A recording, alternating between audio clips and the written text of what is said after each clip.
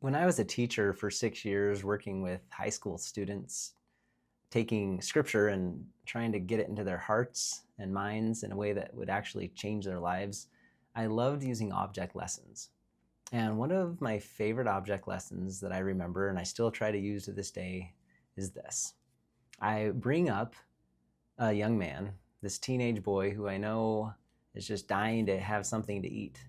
And I hold out my hand and I say, I've got two different choices here.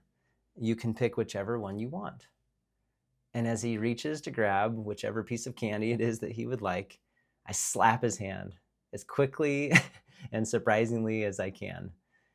And in shock, and everyone else with their jaws dropped, he's pretty confused. And I say to him, listen, if I tell you that you have a choice, but I don't allow you to make that choice, are you really free? Do you really have that freedom that you desire? And it's interesting because the answer is obvious. No, you don't. And when we talk about one of the values that we seek most in life, I think freedom has got to be at the top for almost everyone. Freedom and love, but to feel free, free to be yourself, free to make choices that will impact your own destiny. And yet, how often are we, consciously or unconsciously, slapping our wrist or hand as we go to make a choice, not actually giving ourselves permission to do what we want in that moment? Why do we do that? What impact is it having? And how do we break it? As I work with individuals, this word permission has been coming up for me over and over and over again.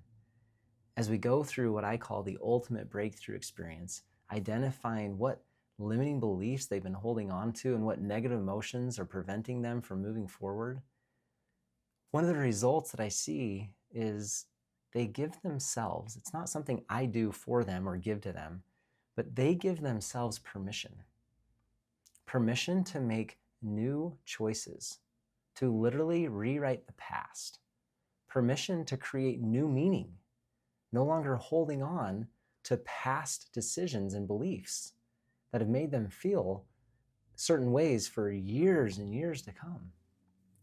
Permission to be free from anything that they felt was either putting them into a place of victimhood or into a place of being limited in their ability to be free and to choose.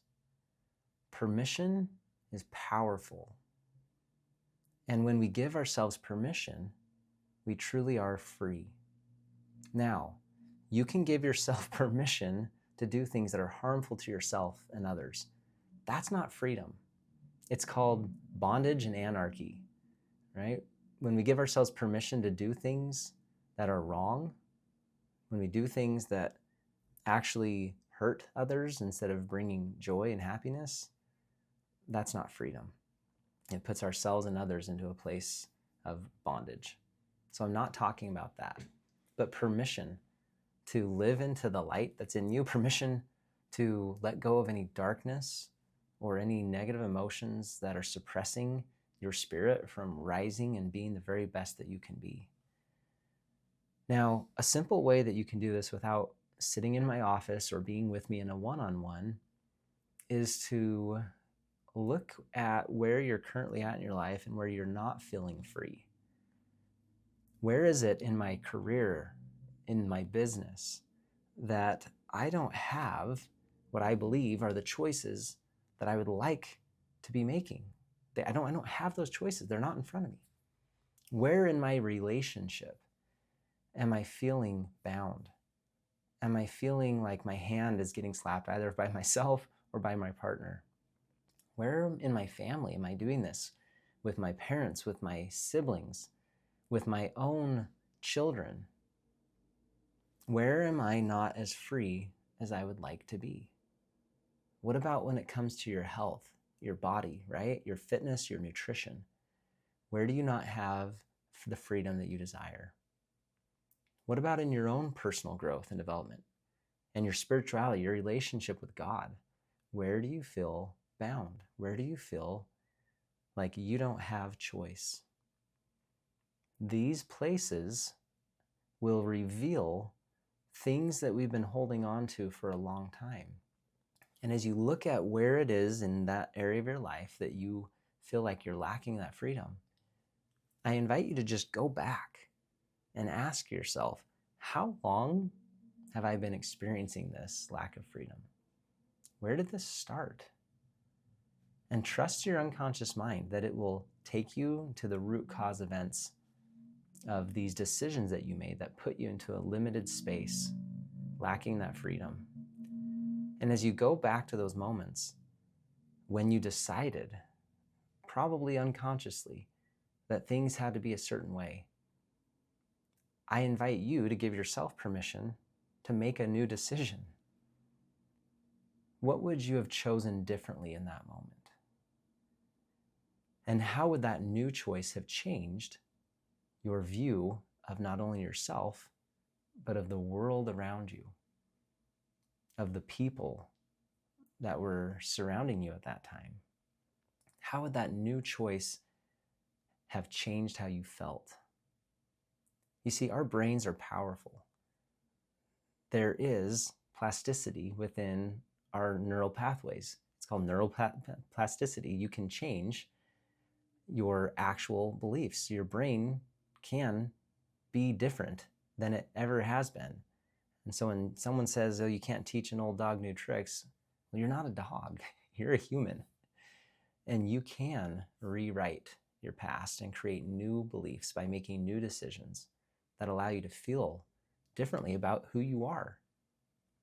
This is a powerful process that you can take yourself through. And if you give yourself permission to make new decisions, creating new beliefs, and to feel differently in the past, then what you can do is you can close your eyes. And it's a very simple process. It's just floating above that time on your timeline. And just imagine all of the events from then until now reevaluating themselves, creating a new story based on this new decision, these new beliefs. And you can give yourself permission to let go of all the emotional baggage that was tied to everything from that moment until now.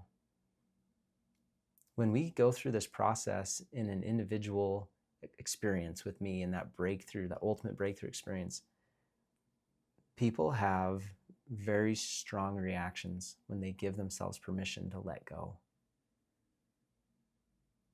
It's a very relieving process where you feel not only like you can forgive yourself, but you can forgive others, and it doesn't mean anything.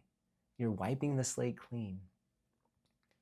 What that does for the present is gives you permission to continue to make decisions that empower your freedom, that give you choice, that pull you out of self-limiting behaviors and self-destructive patterns. It's literally a fresh start. It's permission to be who you know you need to be, to see yourself in a new light, to feel about you how others and ultimately how God feels about you. And then to treat yourself with that same level of respect that you so badly give to everyone else and want for yourself. I give you permission to give yourself permission. It's incredibly exciting to watch what happens when you have that permission.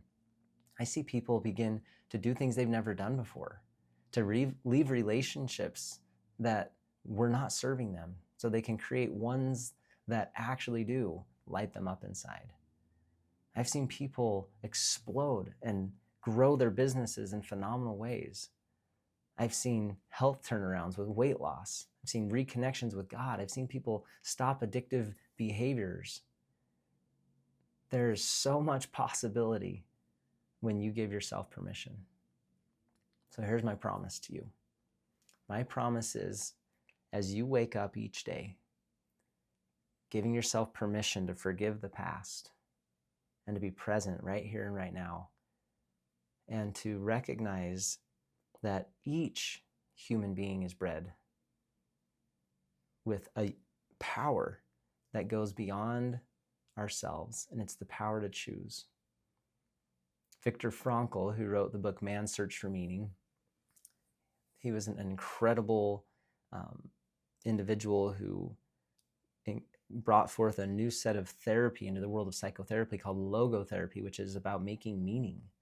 After surviving 3 years of a concentration camp in Nazi Germany because of his religious beliefs, he came out of that experience saying that we all have this unique gift, the ability to choose one's own way, regardless of the circumstance.